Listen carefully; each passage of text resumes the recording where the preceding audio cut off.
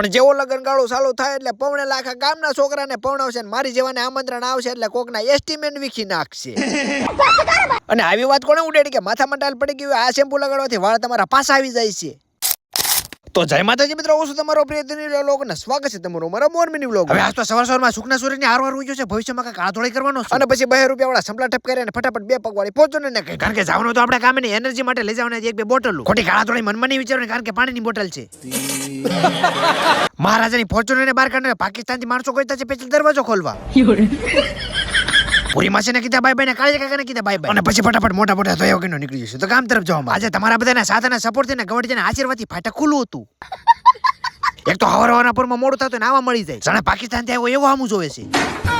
Hi hello કે સફારા. હવે આવી તો મોજ મસ્તી હાલતી જ રહેવાની છે, પણ ફટાફટ ભોગવાનું છે આપણે કામ ઉપર. અને તમને ખબર છે આપણી ગાડી 400 ની સ્પીડ છે, ધીમે હાલતી જ નથી.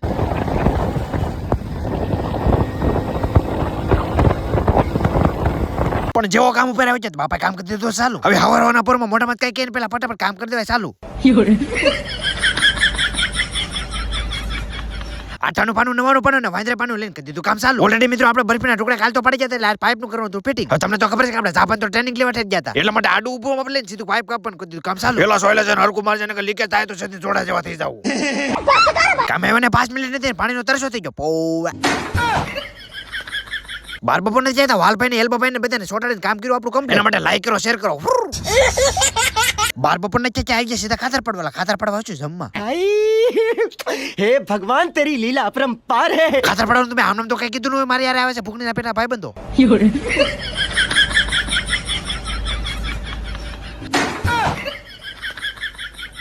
જોયું ને મોટા મોટા લોકો ચાયા કે સીધો છોકરો છે, લાગે છે જિંદગીની મેલ આમ જ રહી જવાનો છે.